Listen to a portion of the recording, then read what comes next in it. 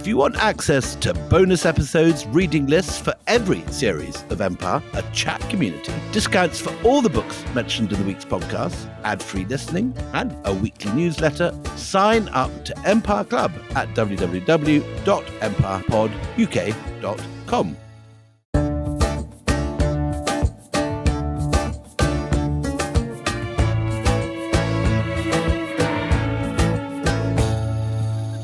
His eyes naturally looking fierce and wild, he made altogether such a figure that imagination cannot form the idea of a fury from hell to look more frightful. Hello. Hello, William. I wasn't talking about you. Nothing personal, is it? No. I wasn't talking about you. Hello and welcome. Hello and welcome. I'll explain that in just a moment. I'm Anita Anand. And I am William Dalrymple. Yes. And look, nothing encompasses the spirit of adventure, the lust for wealth, the desire to travel far across oceans to foreign places than, William? Arr, my hearties! Yes, you guessed it. Pirates. Yes, pirates. Yes, I know it's becoming more and more panto, isn't it, Semper? Sorry. Put it down in the comments. It's fine. Look, we are discussing pirates today, and that little piece about the fury from hell was about Blackbeard. Who is a historical character, which I don't think I even knew. No. He's a thing. He's not just a thing of pantos, he's a person. And honestly, for most people, they think piracy started, the younger ones with Jack Sparrow, but the older ones with Errol Flynn. Captain Pugwash. Captain Pugwash. Good allusion there. Don't forget Captain Pugwash. Okay, so we've got 3 tiers of piratedom, but David Wilson, historian David Wilson, is here to talk us through a real-life pirate named Blackbeard. Hello, David. Hello, how are you doing? Good to be here. Where are you sitting and talking to us now? Hey, I'm sitting and talking to you from Glasgow in Scotland, so another Scot, I'm afraid. You'd never guess from the accent. I know. Not the easiest accent either being Glaswegian, but we'll make it work. Just watch William drift into the Glaswegian burr. That I'd like to see. Within minutes. He was all Highlander a little while ago. It is now going Glasgow. I nearly ran out of petrol in Govan last week, so I was not far from you. Oh. Fun story.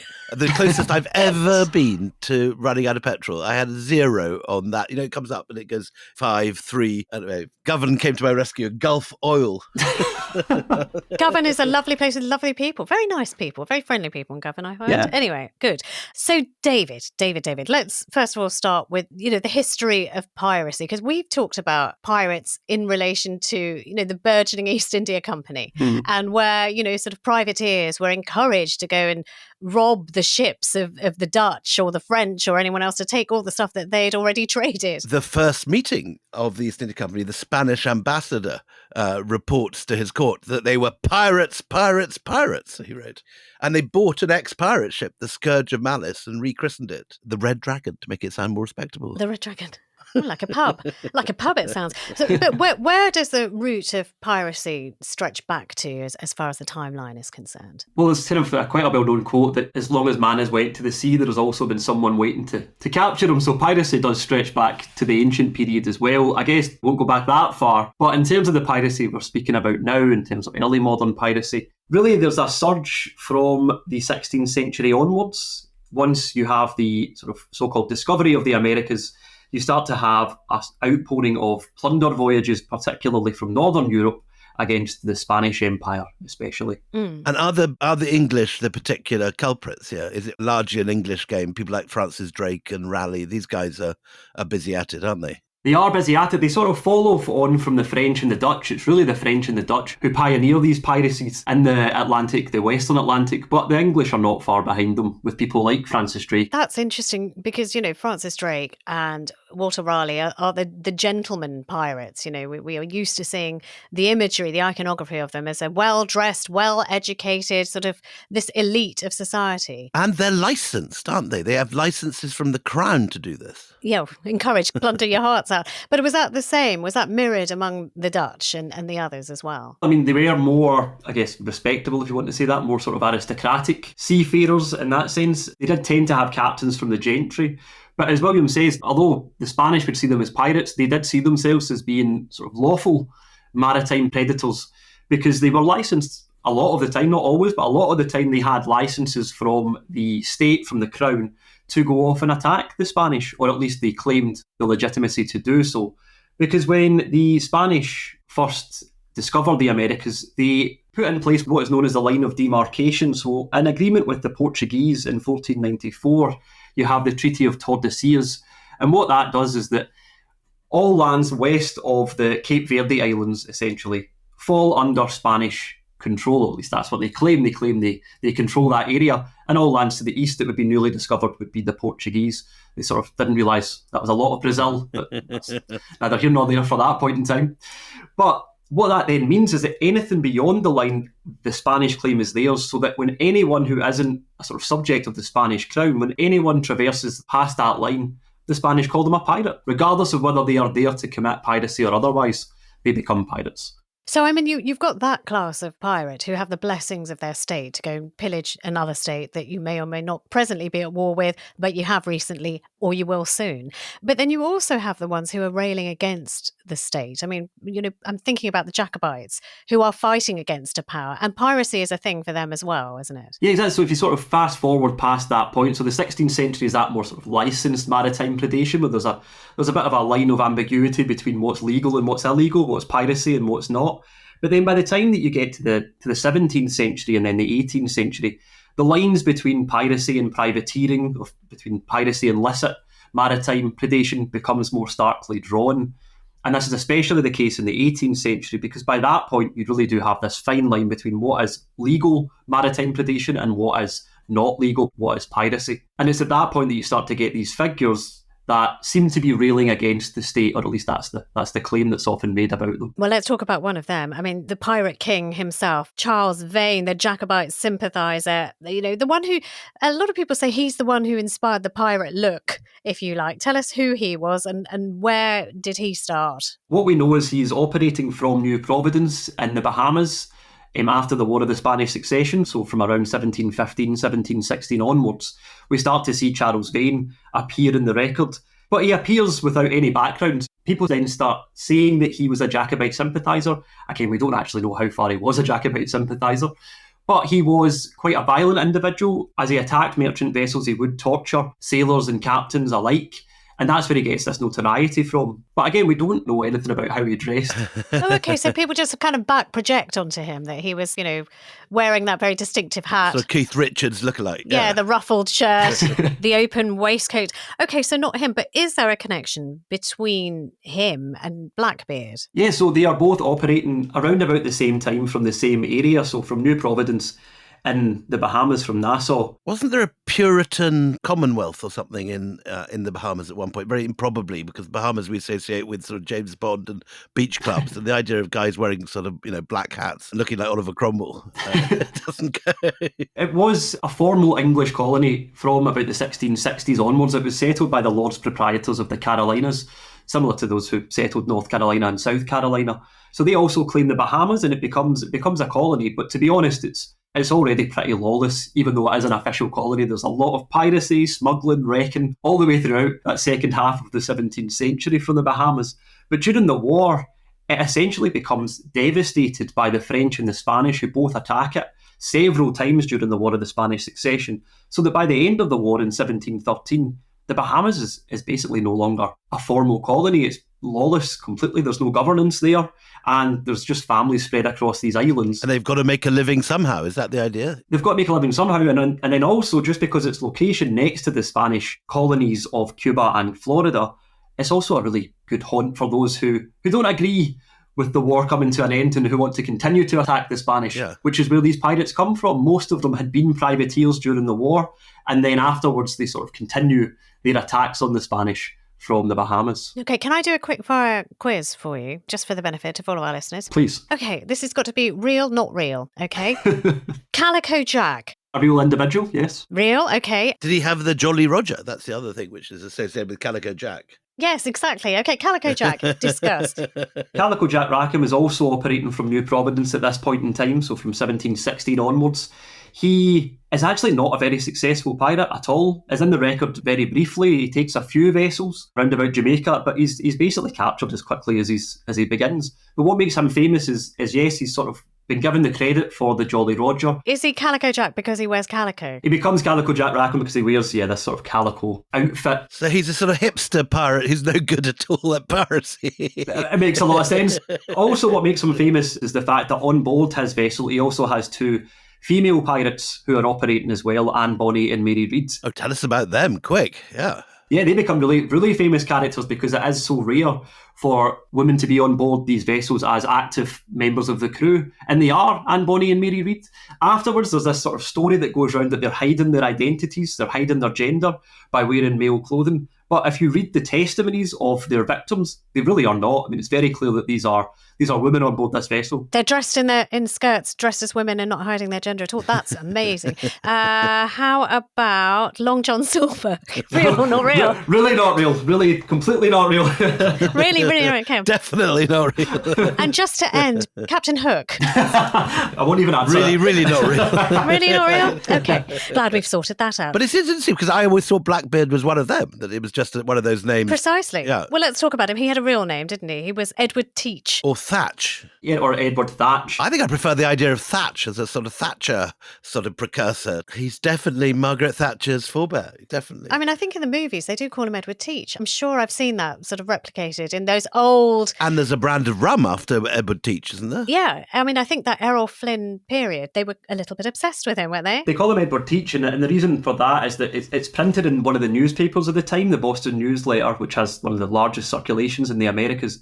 They print his name as Edward Teach. But if you look at all the records, his name was more likely Edward Thatch. It's just that Teach is the one that takes off. So they ran with the typo. That's amazing. Gosh, okay. I remember I was at a pub quiz and they asked what the real name of Blackbeard was, and I wrote Edward Thatch and they wouldn't give me it. Oh no. Outrageous. Always write Edward Teach. Always write Edward Teach. Okay, so where was he born? When was he born? And tell me what was his background? The claims are that he was a Bristol seafarer who made his way to Jamaica to become a privateer during the War of the Spanish Succession. There's been other sort of more recent claims who say that his family actually migrated to Bristol when he was quite young, and so he began his seafaring career in Jamaica. Either way, it seems he's connected to Jamaica somehow, and the family name of Thatch is fairly common in wills and testaments in the 18th century in Jamaica, so it seems reasonable that he at least has his origins in Jamaica, and that's where he starts his seafaring career. And people are fairly obsessed with him and his image early on. I mean, there's a lot of talk of his wild eyes. There's a lot of talk of, this silk sling over his shoulders, that he cuts a dash. Yes, is that something he invents, the bandolier? Is that a kind of invention of this guy? It's an invention, certainly, but it's an invention of a gentleman called Charles Johnson, who writes a book in 1724 called The General History of the Pirates. And it's really this book, which has been written at the same time that there's this surge of piracy, and that some of these actors are still already operating. But it's at that point that all these sort of myths come from, including the bandolier, the silk bandolier, and the idea of Blackbeard wearing a hat with matches that he lights to enact fear in his prey. I didn't know that one. That's great. It's brilliant. I mean, it's nonsense, basically. None of the victim accounts mention that, and you think they would mention it. Okay. The only descriptions we have of him is that he went by the name of Blackbeard because he let his beard grow and he tied it up in black ribbons. That's from one of his victims who says that. And that really is the Jack Sparrow, Keith Richards thing. That's real. Yeah, the black ribbons make sense. Okay, he sort of makes his name and finds his destiny, as you say, in the Caribbean. But before that, I mean, is he a cultured man, or is he a rough and ready brute on the waves? What do we know about his refinement and education, shall we say? Yeah, and what are our sources for him? So until he erupts into the newspapers in 1716 onwards for his piratical attacks, we really know nothing about his background, his education. All we know is that, similar to most pirates, he's a seafarer. So he has seafaring education, and he's likely more just a common seafarer, a common sailor like most pirates in this period. Will have been involved in privateering, seems to have taken up a privateering commission in Jamaica. It doesn't seem likely that he was a captain of a privateering vessel, probably just rank and file sailor. Do we know if he was literate? Has he left many letters or any written accounts himself? No written accounts from Edward Thatch, unfortunately. However, there is at least one letter written to him, so we know he was literate. But this makes him fodder for, films, books, fantasies. You can project onto him. You can project anything you like on him. And he can be the boogeyman. You can make him as frightening as you like. I mean, one thing, to have a crew on a ship like this, if you are, somebody from nowhere, Edward from nowhere, who, we don't know very much about, Is it a lot of defections from the English Navy? Because we know from people like Samuel Johnson, that being in the Navy was hard. It wasn't very lovely. I mean, I think he wrote, the lot of the sailor was very much the same as that of a prisoner, only with the added possibility of drowning. It's a brilliant Johnson line. It's a great, so very Johnson. But I mean, is that why people at sea would suddenly go, well, actually, forget this. I'll just go and join Edward from nowhere, who we don't really know very much about, because it's got to be better than this. To an extent, that's true, but it was more merchant vessels where pirates sort of tended to recruit from, so particularly slaving vessels, but also other mercantile vessels as well, where merchants who were being taken by pirates, some of their crews would join the pirates who were taking the vessel. They tended not to encounter naval vessels. They tended to avoid them as much as possible. So those defections didn't really happen into piracy, although perhaps some deserted and found their way on board pirate vessels as well. But for the most part, it tended to be more from the merchant side of things. So he devotes his life. We do know that he does decide to be a pirate. Do we know how successful he was in the early days, and who does he target when he's, sort of little Blackbeard, little Bearded, when he's just starting out? Who does he go for first? Black Stubble.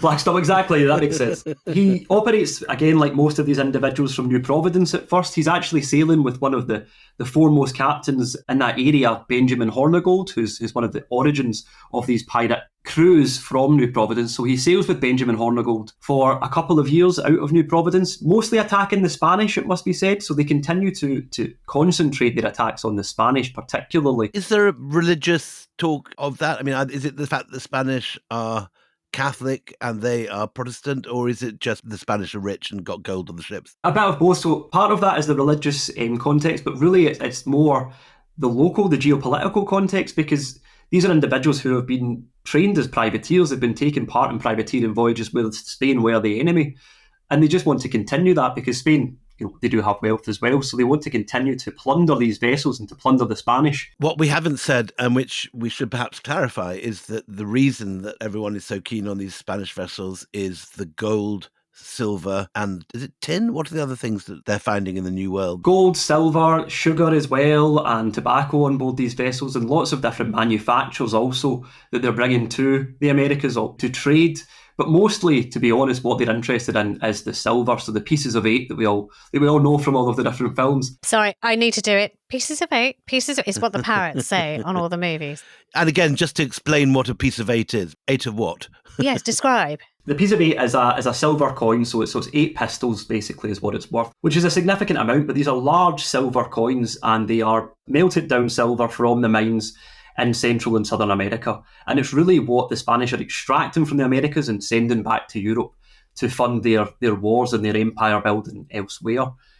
And it's that silver that the pirates want access to because it's that silver that circulates in the Caribbean as the main currency. All right, well, look, with all that in mind, with the idea of the plunder in mind, let's take a break. Join us after the break where we go from goatee to full beard, I suppose.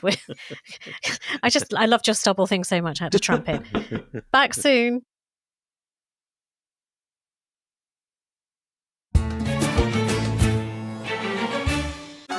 I'm Marina Hyde. And I'm Richard Osman, and together we host The Rest is Entertainment. It's your weekly fix of entertainment news, reviews, splash of showbiz gossip, and on our Q&A we pull back the curtain on entertainment and we tell you how it all works.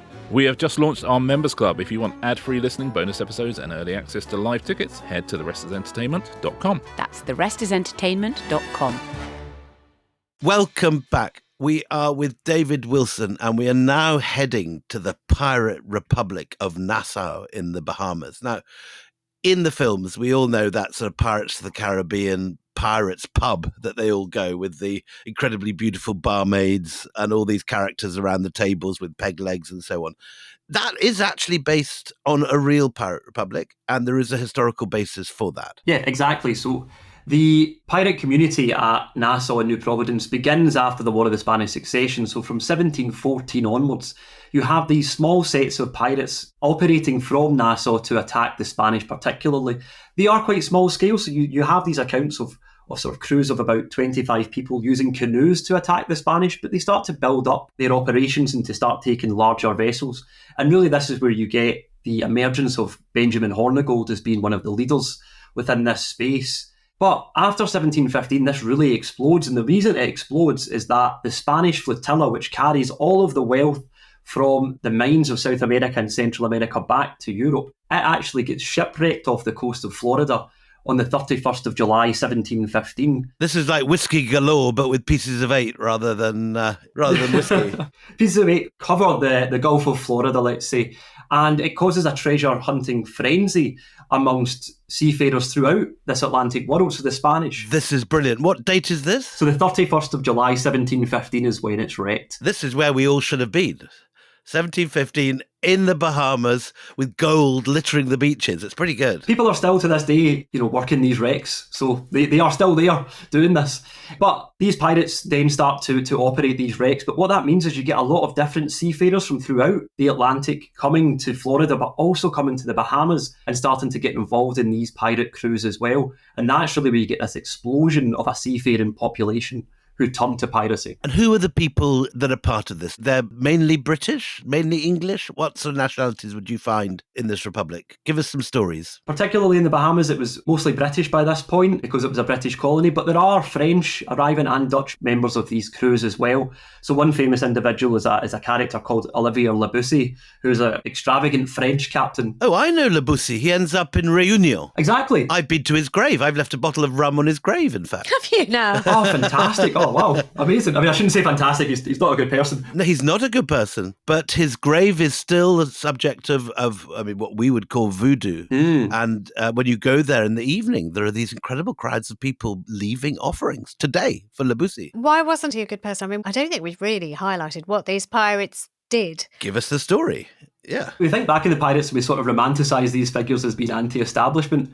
What they were really doing was quite violently attacking merchant vessels and slaving vessels as well, and not treating either the sailors or the enslaved persons that they found or the captains particularly well. They were very violent. A lot of torture happened on board these vessels. And what they really wanted to do was enact fear in the broader seafaring community. So the torture, again, I've got to sound like a vampire, don't I? But I mean, things like walking the plank or keel hauling and the stuff that, we're raised on in the movies. Are these gifts of the Navy or gifts of piracy to the world? I think probably a bit of both, to be honest. With regards to the torture that we see in the records, it tends to be a lot more violent in some ways than those. So things like burning matches under people's eyes is one of the ones that we have. Ugh. Oh. Keep going, David. We need to know more details. He shudders. More. Come on. Yes, more. Lots of lashing and whipping, and then a lot of hanging people from the masts as well. The yardarm, hanging from the yardarm. Exactly. Things like this. And the reason they do that is because they want to fear them, but also to give up their treasure and to give up information of other vessels as well. Okay, so the grave with the voodoo and the William Dalrymple whiskey offering. Rum offering. What did he do, this chap? So Olivier Le Bussy is a really interesting character because he sort of comes into the record very early on. So he's operating from 1716 onwards and is committing piracies in line with other more British pirates, particularly Sam Bellamy is another individual he cruises with in the Leeward Islands of the Caribbean. And they are picking off different British vessels, different French vessels. But Olivier Le Bussy is one of the very few pirates who then also directs to the west coast of Africa and is operating there, attacking the slaving vessels there. And in the Indian Ocean, ultimately. One of the very few who makes it to the Indian Ocean. Yeah. Because really that's what they want. What these pirates want to do is to trade up their vessels to get bigger vessels so that they can then go to the Indian Ocean or to the coast of Brazil. Okay, and I mean, well, on the vessels, how big are we talking? Are we talking to match the Royal Navy or much, much smaller than the Royal Navy vessels? So they start off in very much smaller vessels, but as they build up, the reason they start to attack the slave trade, especially the slaving vessels, is because they want large vessels that basically can match the Royal Navy if they have to. These are as big as the Royal Navy vessels in the Atlantic. Now, if I remember correctly, the big strike of Le Bussy was when in the South Seas he captures the governor of Goa going home with his fortune. And he pulls into Réunion and he gets the entire life savings of this enormous Portuguese sort of megabucks governor.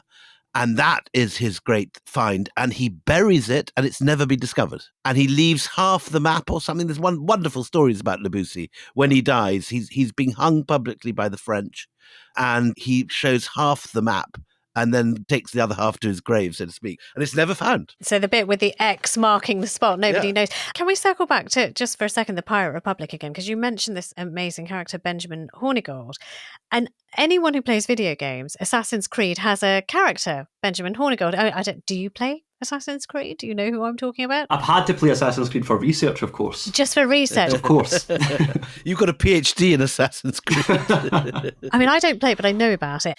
So in the game, they have a very handsome, dashing, square-jawed, clean-cut, girls might swoon kind of character as Benjamin Hornigold.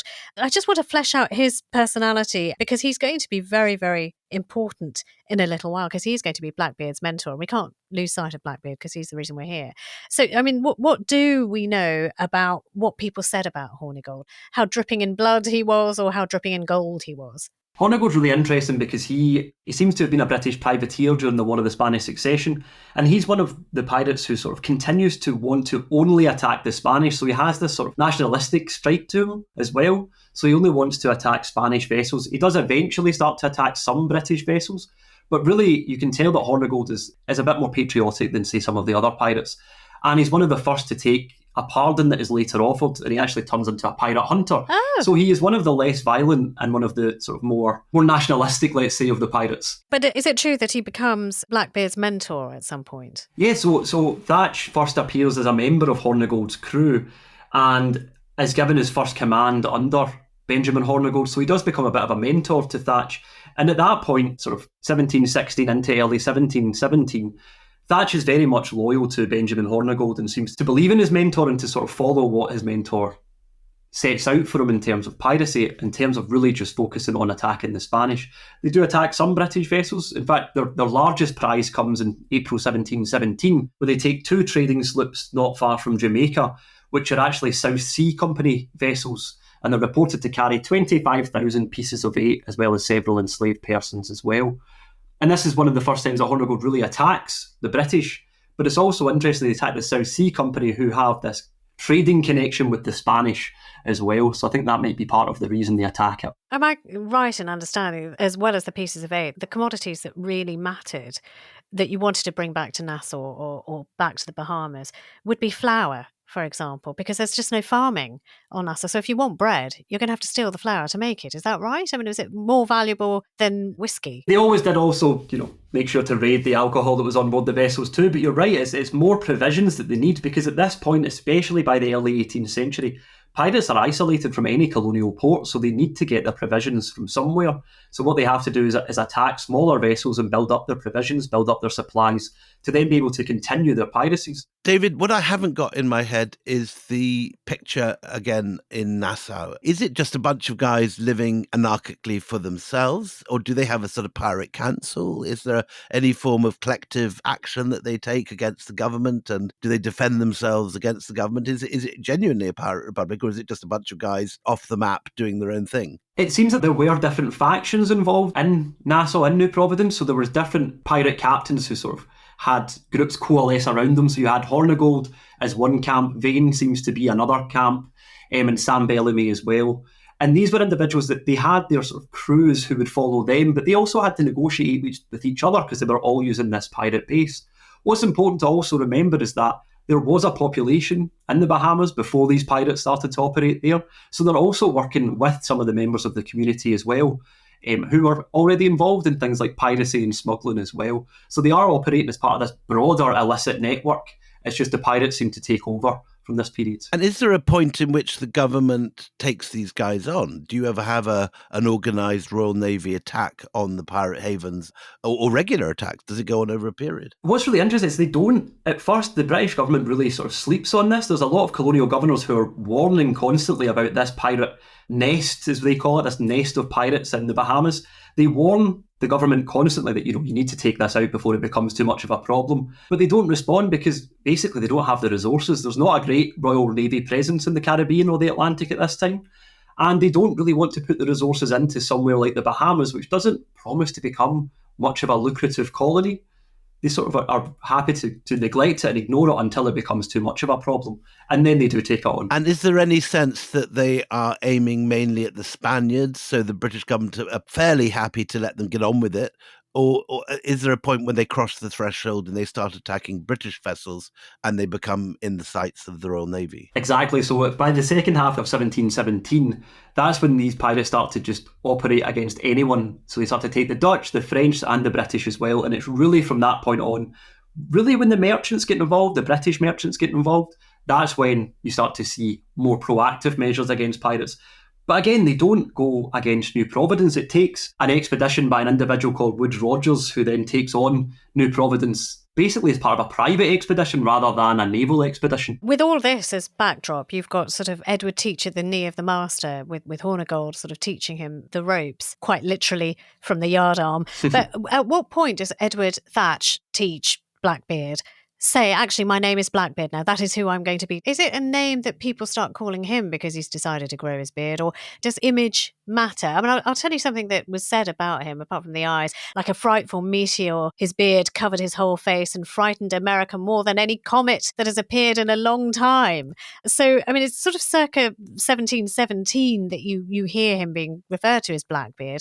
His decision, the newspaper's decision, a journalist's decision? I mean, who does this? I think it must be a bit of both because, he has chosen to wear his beard in this way and it is quite long and quite distinctive. And what's useful for that is that if he wants to take vessels, what he wants to do is to take them quite easily. He doesn't really want to engage in a long-standing fight against these vessels. So if he can create a name for himself, whether that name is Blackbeard or just an image of the Blackbeard, if they see that from afar, then they might be more likely just to give up their vessel and to give up their goods without a fight, just to avoid any sort of torture or violence or anything like that. But at the same time, as news of his attack start to circulate, the newspapers are also building up this image as well, which is really helpful for him, but it's also helpful for the Royal Navy and for this campaign against piracy. Because if you become notorious, and if you become notorious as this Blackbeard, then you are going to become a target of these anti-piracy campaigns as well. So it sort of benefits both parties in some ways. When he's sort of morphing into Blackbeard, growing into the image that he's got, he's sailing a 6-gun sloop.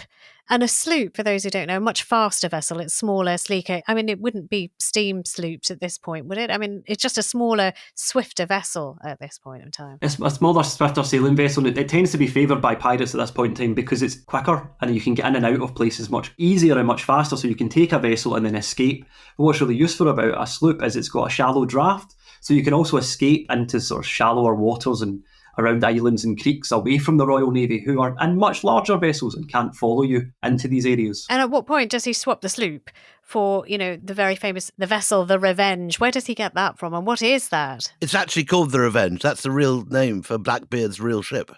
I'm beginning to look at Pirates of the Caribbean as a work of history now. Yeah.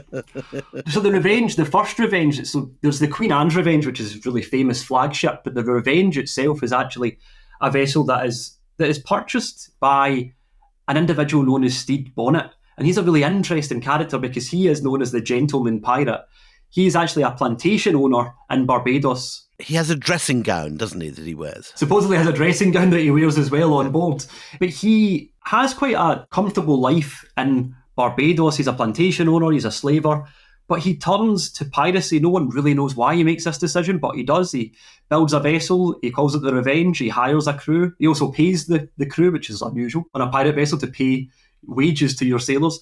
And he turns up in New Providence. And really from that point on, him and Thatch, their stories become intertwined because Thatch starts to take Stede Bonnet kind of under his wing, but what he's really doing is using Stede Bonnet, using his vessel. Okay, well, I mean, the thing I heard about Stede Bonnet, the plantation owner, and again, I wonder how much this is sort of back-projected journalistic guff, but that he has this, he's on the plantation, he's got a family, he's very happy, he's living the life of a gent, he has enslaved people, he has servants, they're living a lovely life and eating off silver, and then his children die, and he has a complete sort of mental breakdown, and that's what leads to this lawless life. It's grief and woe, and then he just takes to the seas. Is that true? It's another one of these accounts that comes from Charles Johnson's A General History, and what he tries to do is he takes the little information we have and then fleshes it out of something that might have happened. We don't actually know if that's what happens to Stede Bonnet. It certainly makes sense that's maybe why he would turn to piracy. Tell us about this Charles Johnson. You've mentioned him a couple of times. What date is it written? How reliable is it? It's written and published in 1724, and we don't know who Charles Johnson is, this author. For a while, people thought it was Daniel Defoe, but that's been thoroughly disproven now. So we don't know who Charles Johnson is, but what we do know is when you read the book, you can see where the facts are coming from. You can see the newspaper articles that he's using once you start to delve into this research. But then you just start to see how he takes that and just runs a mile with it. He takes little details and then, turns it up to 11 and just goes with it. And where's he based? Who is he, this guy? So we don't know who he is, but we know the book is published in London. So it's basically a popular book for those interested in pirates. Yeah, for punters. And you can see why, because he writes these delicious, gorgeous details. Like, Bonnet has an entire library on his ship. Yeah. He's sort of like this gentleman pirate who can recite poetry at the drop of a hat and is pining for his dead children. You can see. Yeah, no, it's a great storyline. It's true, but it's one of these things that Charles Johnson's really interesting for understanding how people wanted to see pirates or how people wanted to engage with pirates. So take us, David, to September 1717, and there is a crisis. Bonnet and his crew have limped into the pirate sanctuary at Nassau, having run afoul of a Spanish warship. Tell us what happened. Yeah, so Bonnet and his crew, when they are in the Caribbean, they mistake a Spanish warship for a merchant vessel and they engage and are quite quickly dispatched away by the Spanish warship, as you can expect. And so they limp into New Providence having been devastated by this attack. And it's really from this point on that you start to see that Thatch becomes in charge of this vessel, starts to take over Stede's crew and his vessel with his own vessel and his own crew as well.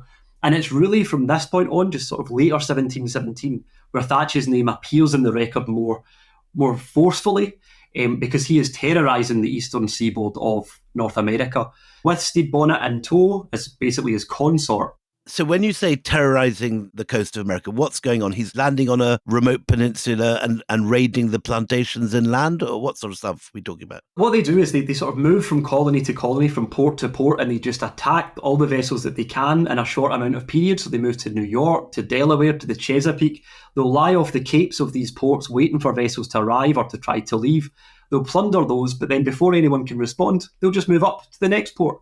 And they keep going, and they take several vessels at this point in time, and his name starts to become very well known amongst the colonies in the eastern seaboard. Okay, well, look, let's leave you there, and we'll be back in the next episode of this double bill on pirates and Blackbeard in particular, and find out what this sort of burgeoning new career that's terrorising everybody on the seaboard is going to do next. If you want to hear the next one already, you know what you have to do. Just join the Empire Club, empirepoduk.com. That's empirepoduk.com. You get all these mini-series in one big galoof, and also you get access to a newsletter, and you get early tickets to any live shows we do. But you're going to be back. We're going to be back. Till the next time we meet, it's goodbye from me, Anita Anand. Goodbye from me, William Dalrymple.